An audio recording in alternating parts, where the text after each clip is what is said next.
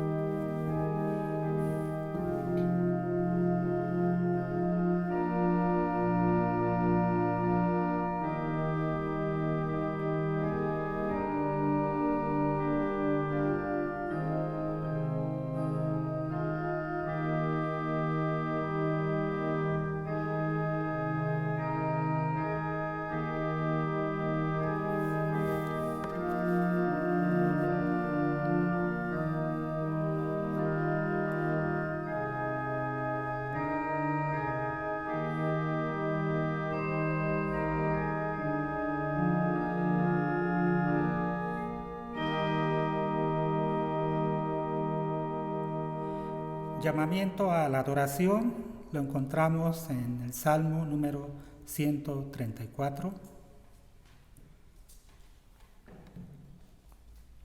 y se titula Exhortación a los guardas del templo. Es un cántico gradual. La palabra de Dios dice: mirad, bendecid a Jehová, vosotros todos los siervos de Jehová, los que en la casa de Jehová estáis por las noches, alzad vuestras manos al santuario y bendecid a Jehová. Desde Sión te bendiga Jehová, el cual ha hecho los cielos y la tierra. Amén. Oración de ofrecimiento. Amantísimo Padre Celestial, tus hijos reunidos, te damos gracias porque nos permites alabar y glorificar tu santo y glorioso nombre. Y te pedimos, Padre, pues, que todo lo que hagamos sea acepto a tus ojos y todo aquello que no te agrade lo reprendas, Padre. Todo esto lo ponemos en tus benditas plantas, en el precioso y glorioso nombre de nuestro Señor y Salvador Jesucristo. Amén. Vamos a alabar a nuestro Dios, hermanos, con el himno número 511, Dulce Comunión.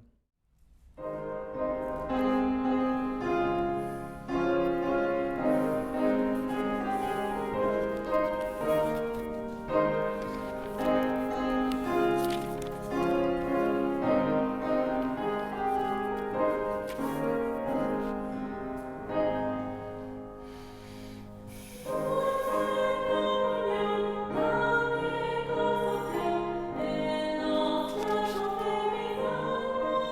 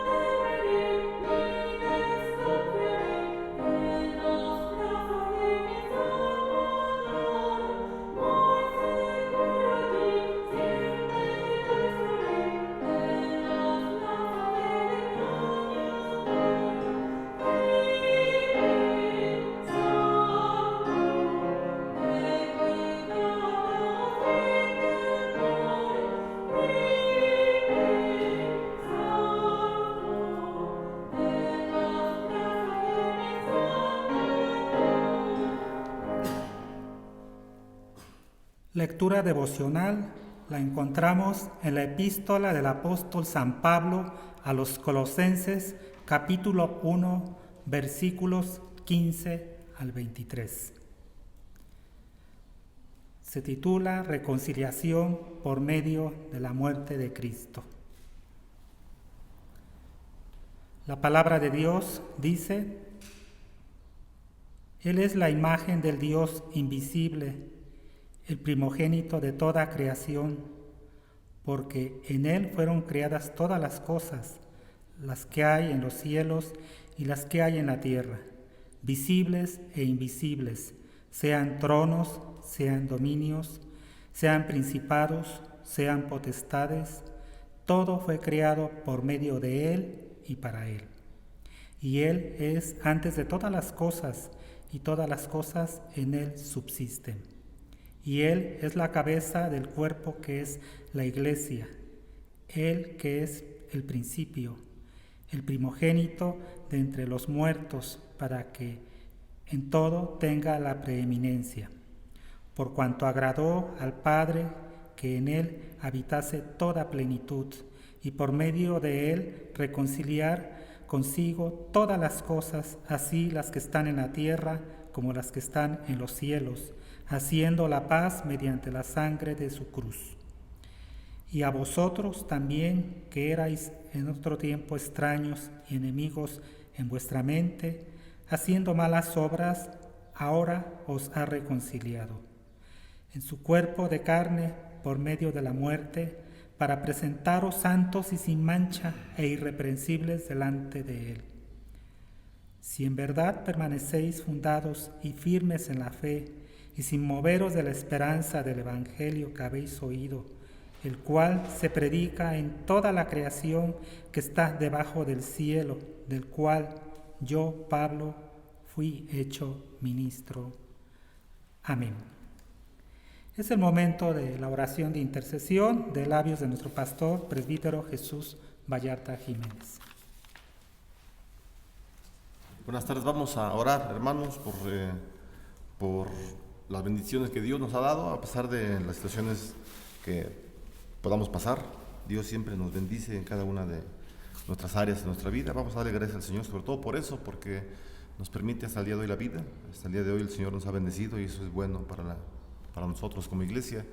Vamos a orar también por la economía de las familias, del mundo en general, y por la salud de cada uno de nosotros. Vamos a orar. El Señor sabe cada una de las necesidades que tenemos en nuestra mente. Señor, muchas gracias te damos en este día. Gracias porque tú permites que veamos, Señor, el sol de un nuevo día, y tú permites que sigamos, Señor, pensando en lo que tú has escrito, Señor, a través del tiempo. Te agradecemos, Señor, porque tenemos la Biblia en nuestras manos, en nuestras casas, y eso es lo que nos fortalece para continuar, Señor, en este mundo que tú has permitido, Señor, que estemos viviendo de la manera en la cual estamos, Señor. Agradecemos tus bendiciones que también se manifiestan a veces en enfermedades, que se manifiestan, Señor, en pruebas, en abundancia, en salud. Y te agradecemos, Señor, por cada una de nuestras vidas, porque tú eres bueno con nosotros, Señor, jamás nos has dejado. Oramos por la economía, Señor, de todo el mundo, de cada una de las familias, Señor, en este tiempo de crisis. Te pedimos en el nombre de Jesús que tú estés fortaleciendo, Señor, a cada uno de los gobiernos, a cada uno de los países, Señor, que puedan siempre estar fortalecidos y hacer planes estratégicos, Señor, para las familias que componemos este planeta, Señor. Creemos en tu providencia, Señor. Creemos que tú eres quien cuida a tu creación, y por eso es que a ti clamamos y nos regocijamos, sabiendo, Señor, que tú obras conforme a tu voluntad en nuestras vidas. Padre, también te pedimos por cada uno de los que se encuentran enfermos, que tú puedas fortalecerlos, Señor, en su dolor, que ahí en el lugar en donde ellos se encuentran, Señor, que tú puedas traerles la paz sobre todo, Señor, y la seguridad, que tú les cuidas, pues el ser humano somos la corona de la creación, Señor, y tú nos cuidas de una forma muy especial. Por eso es que te pedimos en el nombre de Jesucristo que tú puedas fortalecer a cada uno de los hermanos y cada una de las personas que se encuentran en los hospitales, en sus casas con alguna enfermedad. y que también fortalezcas a las familias, Señor, para que ellos puedan obrar, Señor, conforme sea tu voluntad en el cuidado de sus familiares. Padre, te damos gracias porque en muchos países, Señor, han iniciado sus actividades con mucha cautela, Señor, y por eso es que te agradecemos, porque vemos tu mano poderosa en la creación, vemos cómo tú te manifiestas, Señor, y permites que el dolor, Señor, pase, Padre, y siempre tú estás trayendo una nueva vida a cada uno de nosotros. Permite que las personas que estamos viviendo esta situación, Señor, podamos volver a ti de una forma más comprometedora, Señor, más honesta, más sincera, más reverente, Señor. Ayúdanos a nosotros a tener temor, que es el respeto que tenemos a ti, Señor, y que te podamos ver en esta situación que el mundo está atravesando, Señor. Te damos gracias, como lo hacía el profeta Habacuc, que él creía, Señor, porque tú le habías dicho que tú seguías obrando a pesar de las circunstancias difíciles. Gracias te damos, Señor. Ponemos en tus manos a la iglesia Getsemaní, que tú sigas bendiciendo al consistorio, Señor, a los hermanos, a todas las familias que se reúnen, y que tú sigas dando palabras, Señor, de fe, de confianza en los hogares que componen esta iglesia. En el nombre de Jesús te damos las gracias y oramos. Amén.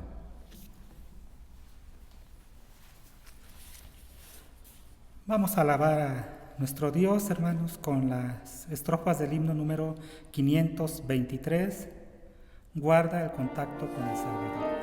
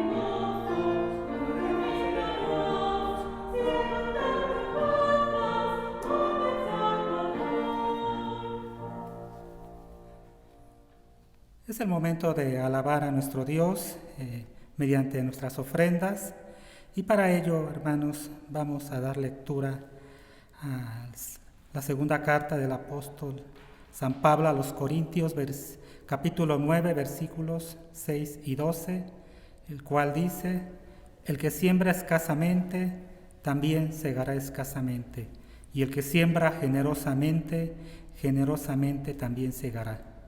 Porque la administración de este servicio no solamente suple que a los santos falta, sino que también abunda en muchas acciones de gracias a Dios. Amén.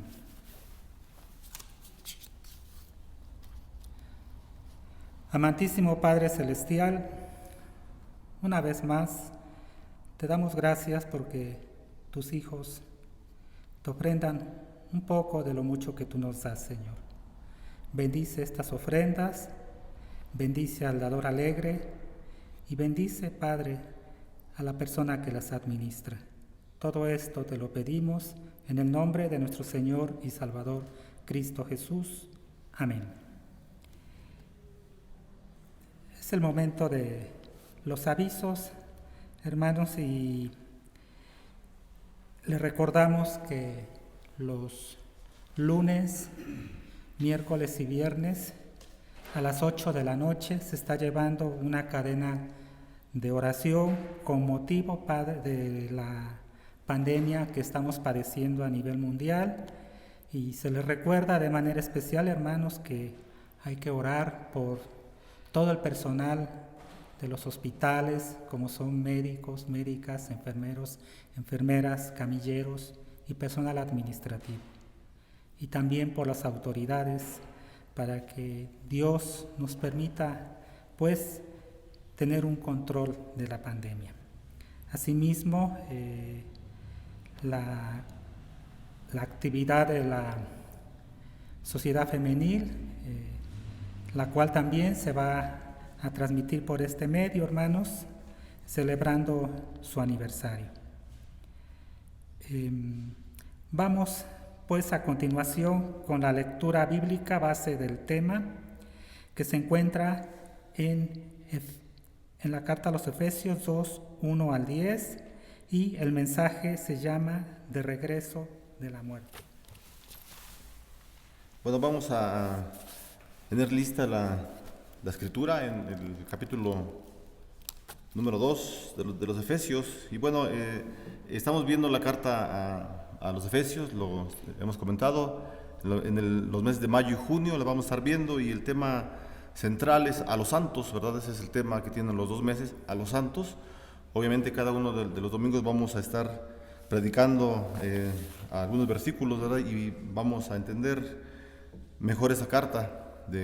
Bueno, sé que muchos la hemos leído y que la hemos comprendido, ¿verdad? Pero es bueno también continuar con el para que podamos refrescar, ¿verdad? El conocimiento que ya tenemos. Bueno, hace 8 días veíamos los versículos anteriores, ¿verdad? Y en los últimos versículos del capítulo 1, los versículos del 20 al 23, Pablo usa, ¿verdad?, algunas ilustraciones del poder de Dios a través de la resurrección de Cristo, a través de la exaltación de Cristo, y también a través del encabezamiento de Cristo, o que el Señor puso a Cristo como cabeza de la iglesia, ¿verdad? Entonces, Pablo está hablando algo importante, está hablando de la salvación, está hablando del poder de Dios en los versículos del 1 es adelante, del capítulo 1, y ahora lo que el apóstol desea es que la iglesia vea también este poder de Dios, que no solamente ha sido manifestado en la resurrección de Cristo, en su exaltación, sino también el poder de Dios se ha manifestado, ¿verdad?, en la salvación que Dios le da a los hombres. En todas estas áreas, Pablo le está dando una enseñanza a la iglesia de los Efesios, porque el Espíritu Santo guió al apóstol a hacerlo, para que ellos comprendan y vean cuál es el poder sobrenatural del Señor, el poder tan inmenso que tiene Dios al hacer todas estas cosas, ¿verdad?, las que ya mencionamos. Entonces, ahora lo que Pablo va a hacer en el capítulo 2, o lo que les va a demostrar a la iglesia, en el capítulo 2 de los versículos del 1 al 10, Pablo va a mostrar, ¿verdad?, la manifestación del poder de Dios en la salvación de todos los hombres, ¿verdad? Ya dijimos, ¿verdad?, que los versículos 22, del 20 al 23 del capítulo 1, son un paréntesis, por así llamarlo, en el pensamiento, en las ideas del apóstol Pablo, ¿verdad? Pablo va a reanudar el hilo de pensamiento que dejó pendiente, por así decirlo, en el capítulo 19, en el versículo 19 del capítulo 1, y lo va a retomar ahora al inicio del capítulo número 2. Dice el versículo número 19, no hemos leído el texto, ahorita lo vamos a leer, así lo hice a propósito, pero veamos primero el versículo número 19 del capítulo 1, que dice: ¿y cuál la supereminente grandeza de su poder, del poder de Dios Padre, para con nosotros los que creemos según la operación del poder de su fuerza? Y ya dijimos, ¿verdad?, que del 20 al 23 son ilustraciones que Pablo da a la iglesia del poder de Dios. ¿Cuál fue ese poder? Cuando el Señor resucita a Cristo, lo que ya dijimos, la exaltación, etc. Y ahora él entonces retoma la idea que dejó en el versículo número 19, y leamos ahora sí el texto, ¿verdad? El texto que vamos a ver el día de hoy. Voy a leer el versículo 19 del capítulo 1 y de ahí me voy a brincar hasta el capítulo 2, versículo 1. Dice el versículo 19: ¿y cuál es la supreeminente grandeza de su poder para con nosotros los que creemos según la operación del poder de su fuerza? Y él os dio vida a vosotros cuando estaban muertos en vuestros delitos y pecados, en los cuales anduvisteis en otro tiempo, siguiendo la corriente de este mundo, conforme al príncipe de la potestad del aire, el espíritu que ahora opera en los hijos de desobediencia, entre los cuales también todos nosotros vivimos en otro tiempo en los deseos de nuestra carne, haciendo la voluntad de la carne y de los pensamientos, y éramos por naturaleza hijos de ira, lo mismo que los demás. Pero Dios, que es rico en misericordia, por su gran amor con que nos amó, aun estando nosotros muertos en pecados, nos dio vida juntamente con Cristo. Por gracia sois salvos, y juntamente con Él nos resucitó, y asimismo nos hizo sentar en los lugares celestiales con Cristo Jesús, para mostrar en los siglos venideros las abundantes riquezas de su gracia en su bondad para con nosotros en Cristo Jesús.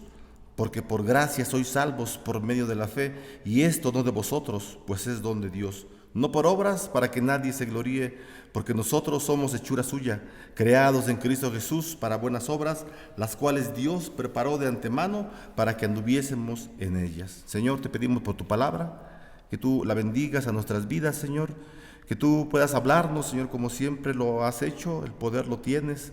Permite que nosotros, como tus hijos, podamos ser sensibles a estas verdades que encontramos solamente en la Escritura. No en ningún pensamiento humano, Señor, sino en tu mismo pensamiento. La misma pluma, Señor, que tú usas, Padre, la has dejado, Señor, escrita para nosotros. Gracias te damos, Señor, porque tenemos tu palabra. A pesar de las situaciones que no podemos salir de casa, Señor, tenemos tu palabra y esa es una fuente de bendición para nuestras vidas. Bendice tu palabra para nosotros, Señor, en este momento, y que podamos vislumbrar lo que tú quieres para nuestras vidas. Amén. Hermanos, entonces, el apóstol Pablo está dándoles la enseñanza, como estamos diciendo, ¿verdad? Y él está retomando la idea de la salvación, que ya dijimos. Entonces, en los versículos que ya leímos, podemos ver el tema central de todos los 10 versículos. Lo podemos ver en el versículo número 5. El versículo 5 del capítulo 2 es el tema central de los primeros 10 versículos del capítulo 2. Dice el versículo 5: aún estando nosotros muertos en pecados, nos dio vida juntamente con Cristo. Por gracia sois salvos. Esa es la esencia de estos 10 versículos, no de toda la carta. Es muy importante definitivamente, porque ahorita la vamos a ver. Eso es una declaración de fe, ¿verdad? Lo que está diciendo el apóstol Pablo. Entonces, hermanos, esta sección que ya leímos, ¿verdad?, de los 10 versículos, se puede dividir en 2 partes. Vamos a dividirla nosotros, se puede dividir en muchas, en la que usted guste, ¿verdad? Cuando lea su Biblia, cuando la estudie, usted lo puede seccionar de muchas formas para estudiarla de una forma más intensa.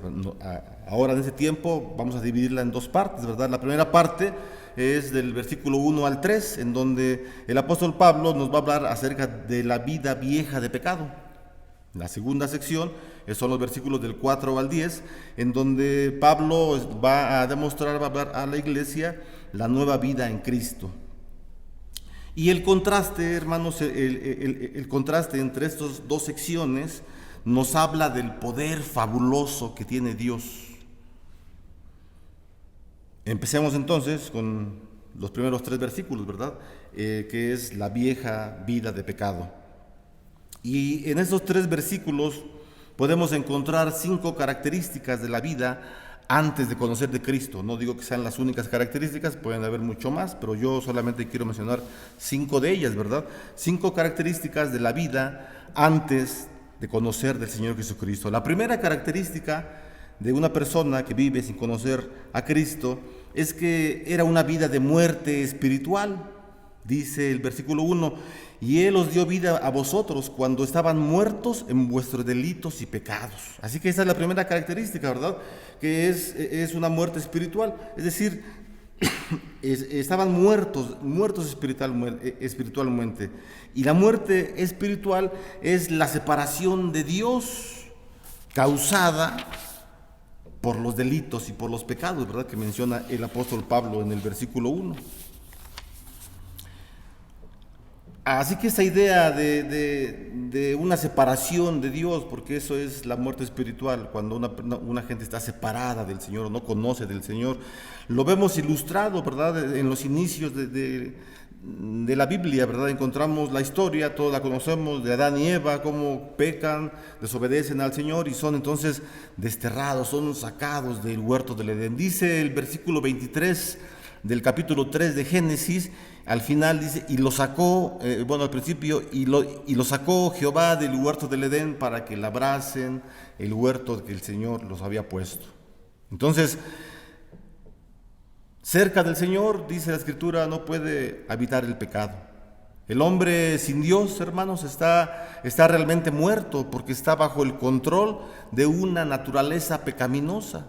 Pablo ya se encargó, antes de escribir la carta a los Efesios, Pablo ya había escrito la carta a los Romanos, y él en el capítulo 3 describe, ¿verdad?, la condición del ser humano, la situación pecaminosa que tiene el ser humano. Y ahora Pablo, como tiene una sola doctrina, tiene una sola fe, un solo bautismo, un solo Señor en todas sus iglesias, él está repitiendo la misma idea. O sea, lo que está diciendo Pablo en Efesios, después de más de 20 años de estar trabajando, es la misma doctrina que Pablo dejó en Galacia, que dejó en Roma, que dejó en todas las ciudades donde Pablo abrió las iglesias, ¿verdad? O fundó iglesias con sus colaboradores.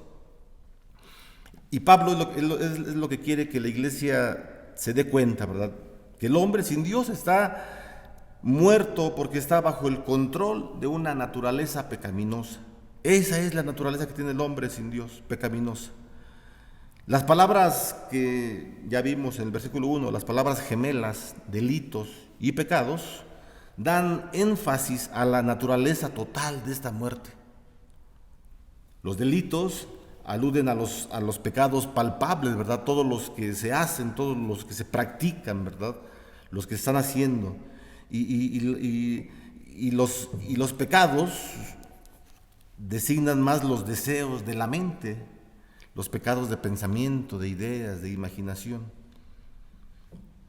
Entonces, esta es la primera característica de un hombre que vive sin Cristo. La segunda característica de los pecadores es que caminan siguiendo la corriente de este mundo.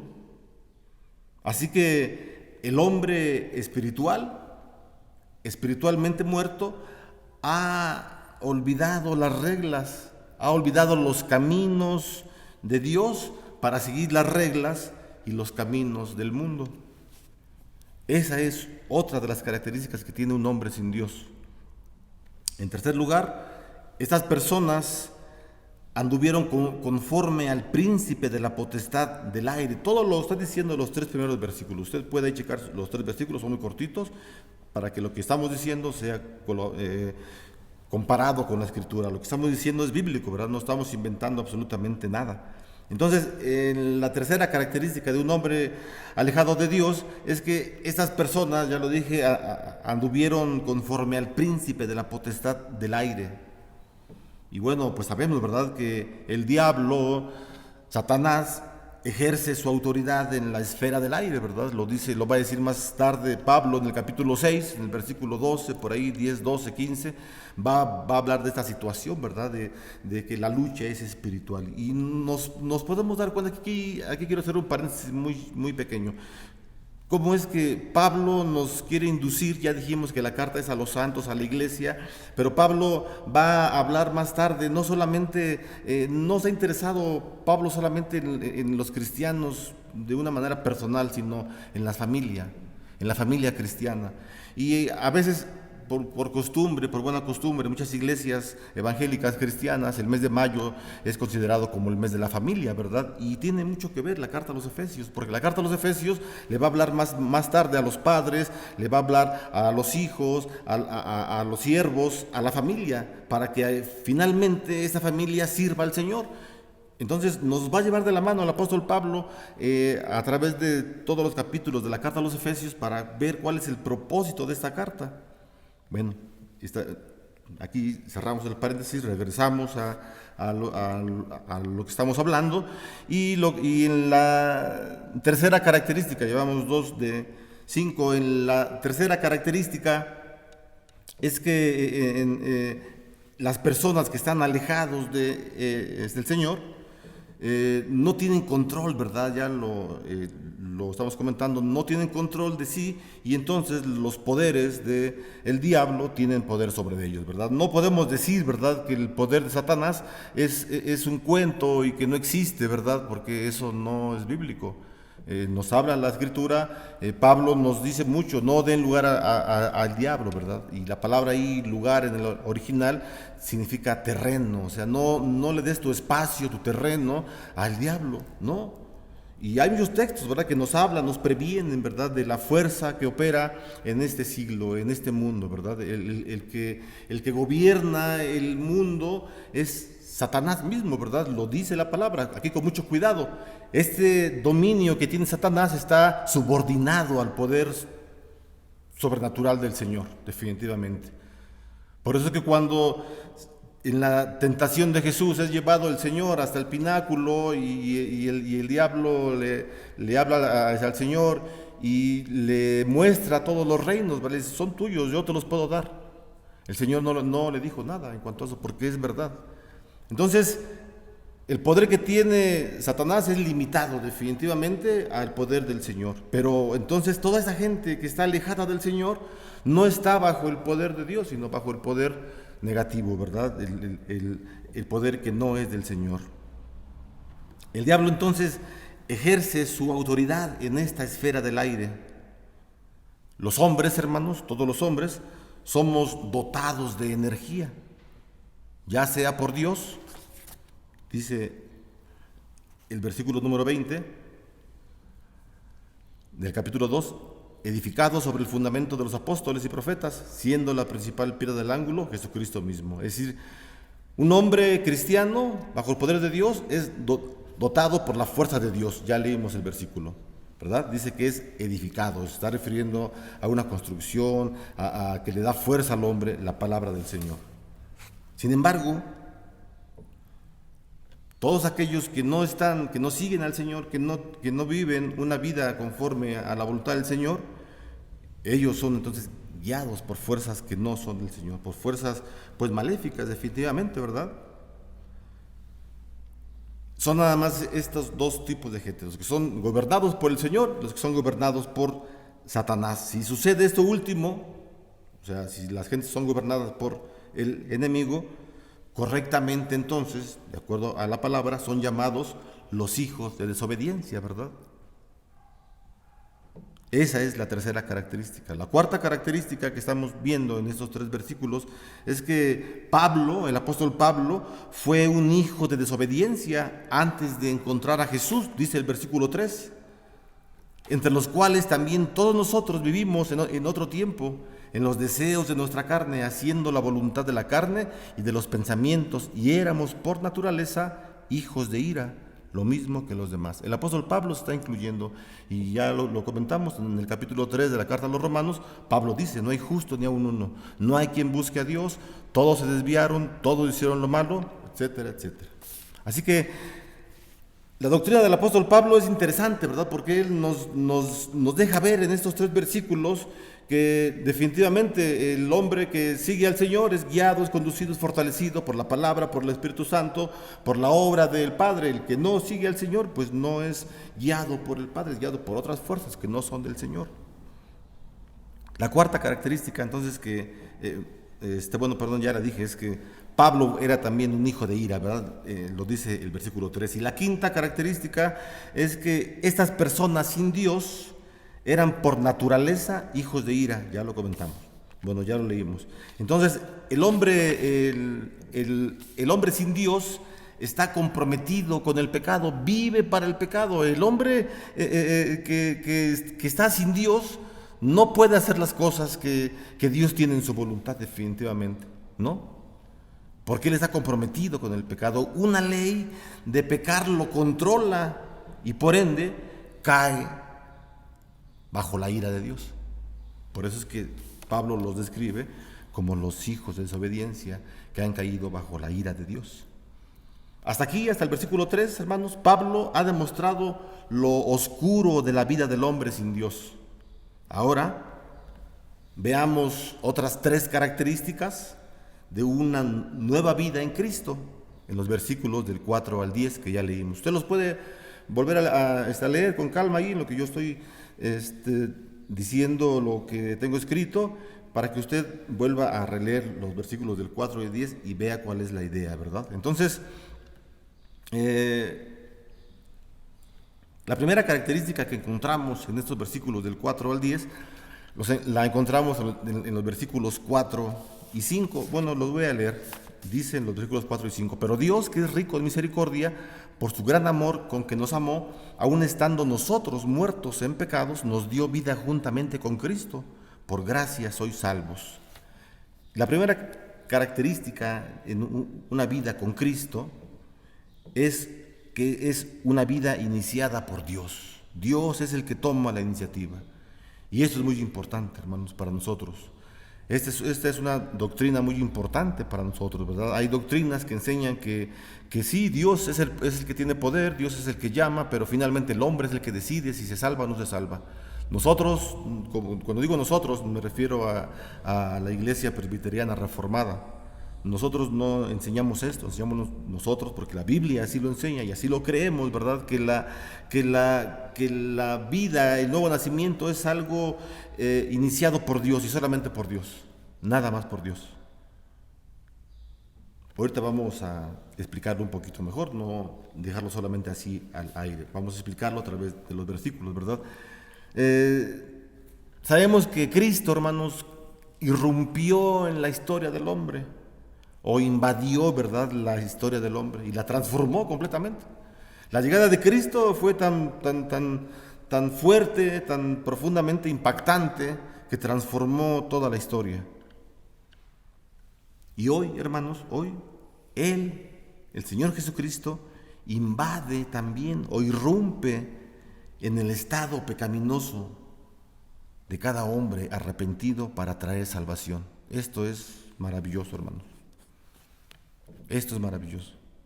Es decir, Cristo no solamente tiene que ver con la humanidad entera, claro que sí, sino también Cristo tiene que ver con cada uno de nosotros. El Señor conoce a sus ovejas, a cada uno les habla por su nombre y ellas escuchan su voz y lo siguen y lo obedecen porque son sus ovejas. Esta es la gracia que da Jesucristo para el hombre arrepentido.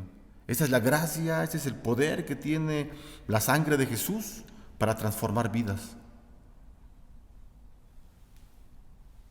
El amor de Jesús, hermanos, estaba obrando en nuestro favor cuando aún éramos pecadores. Ya lo leímos. Y Pablo está repitiendo lo que ya dijo en Romanos 5, versículo 8. Dice exactamente lo mismo. Que el Señor nos amó y nos perdonó cuando aún éramos pecadores. Qué interesante, hermanos. Esto es gracia. Esto es un favor inmerecido para un pecador como nosotros. Y el Señor lo da solamente por amor. Hermanos, es debido al amor de Dios, solamente al amor de Dios, que Él nos escogió y nos dio vida. Solamente el amor de Dios nos vivificó a nosotros, nos dio una vida diferente. Esa es la primera característica que podemos encontrar, hermanos, en los versículos 4 y 5, que es una vida iniciada por Dios. En los versículos del 6 al 7, encontramos la segunda característica, que es la nueva vida en Cristo, es vida de resurrección. La nueva vida en Cristo es vida de resurrección. Como cristianos, hermanos, participamos de la resurrección y de la exaltación de Cristo. ¿No es verdad? Dice la Escritura que Dios nos resucitó y nos hizo sentar en lugares celestiales. Estos verbos, resucitar y nos hizo sentar, los verbos expresan una acción terminada. Es decir, ya estamos resucitados y ya estamos sentados en Cristo, pero todavía no. Es lo que hemos estado comentando, ¿verdad? Y esto es muy interesante. Es decir, en Cristo ya estamos sentados disfrutando de lugares celestiales, pero estamos en esta tierra. Estamos en esta vida, ¿verdad? Y eso es muy interesante. Esa es la unión mística que hemos estado comentando, que nos habla la doctrina, que creemos porque la Escritura así nos lo está enseñando, ¿verdad? Entonces, así que, hermanos, vivimos en la tierra, pero en Cristo estamos sentados con Cristo donde Él está. Este es el significado de en los lugares celestiales. Decía el pensador francés Juan Calvino que el cristiano, habiendo sido elevado del infierno más profundo al mismo cielo, disfruta de la vida y la ciudadanía en el cielo. Pablo lo dijo antes en Filipenses capítulo 3, versículo 20, mas nuestra ciudadanía está en los cielos, de donde también esperamos al Salvador, al Señor Jesucristo. Calvino no inventó nada. Calvino expuso de una forma distinta las mismas ideas que el apóstol Pablo. Entonces, hermanos, el propósito de esta vida resucitada y exaltada del nuevo hombre es, versículo 7, es para mostrar en los siglos venideros las abundantes riquezas de su gracia con su bondad para con nosotros en Cristo Jesús. A través de todas las edades, hermanos, a través de las 14 edades de la era cristiana, usted como seminarista sabe cuáles son las eras del cristianismo, a través de todas estas eras del cristianismo, los seres humanos resucitados, los cristianos resucitados espiritualmente, han desplegado la gracia de Dios a la esfera humana, es decir, han hablado del Evangelio, han cumplido la gran comisión. Y esta es la segunda característica que encontramos, ¿verdad?, en los versículos 6 al 7, que la nueva vida en Cristo es vida de resurrección. La tercera característica y la última lo encontramos en los versículos 8 al 10. En esta última característica de la vida en Cristo vemos lo que dice Pablo, versículo 8, porque por gracia son salvos por medio de la fe, y esto no de ustedes, pues es don de Dios, no por obras para que nadie se gloríe, porque somos hechura suya, creados en Cristo Jesús para buenas obras, las cuales Dios preparó de antemano para que anduviésemos en ellas. En esos versículos, hermanos, que ya leímos, Pablo presenta uno de los grandes resúmenes del Evangelio en el Nuevo Testamento. Nuestra salvación es un don de Dios. La gracia inicia y termina con Dios. La gracia inicia y termina con Dios. Dice el versículo 10, porque somos hechura suya, creados en Cristo Jesús para buenas obras, las cuales Dios preparó de antemano para que anduviésemos en ellas. Dios nos ha fabricado esta hechura de todos nosotros, de toda la iglesia. Él es el creador. Nosotros, como pecadores, hermanos, nosotros nos hemos arruinado a nosotros mismos. Pero en Él, en Cristo, está nuestra ayuda. La gracia de Dios es la fuente de nuestra salvación y la fe es el medio para obtenerla. Entonces, si alguien que está muerto espiritualmente, que está alejado del Señor, él requiere fe para creer, para ser salvo, porque es un medio. La fe es un medio, es un elemento, es un vehículo que nos lleva a la salvación. ¿De dónde obtiene esa fe ese hombre si está muerto espiritualmente? ¿De dónde la obtiene? Si está muerto espiritualmente, él no puede responder, está muerto espiritualmente. Y la respuesta es que esta fe la da el Espíritu Santo, la da la palabra de Dios. Romanos 10, versículo 17, es lo que dice: la fe es por el oír, y el oír la Biblia, el oír la Escritura, el oír la palabra de Dios. Entonces, hermanos, no es nuestra fe la que responde al llamado de Dios. Si fuera nuestra fe, entonces sería una obra nuestra y ya no sería la salvación por gracia. Eso es lógico, es muy lógico. Si fuera nuestra fe, tendríamos de qué jactarnos. Pero Pablo está en contra de esto. Él dice que la fe es gracia para que nadie presuma.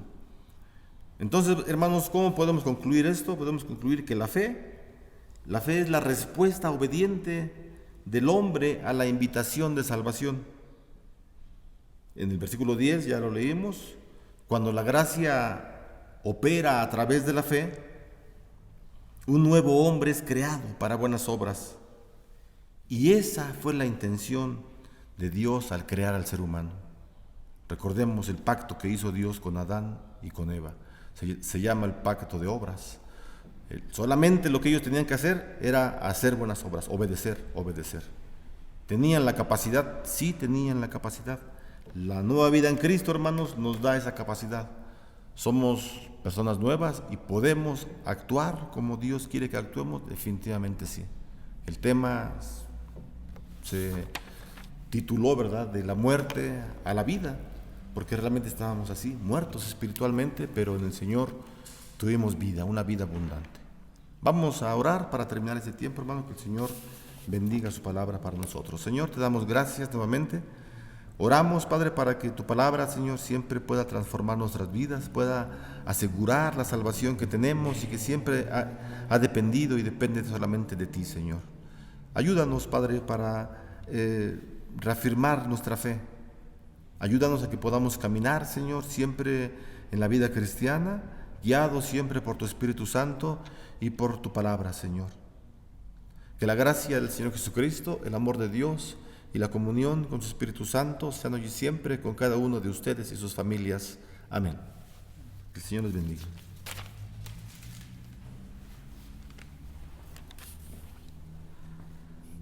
Nos vamos a despedir, hermanos, con la doxología 431, a Dios el Padre.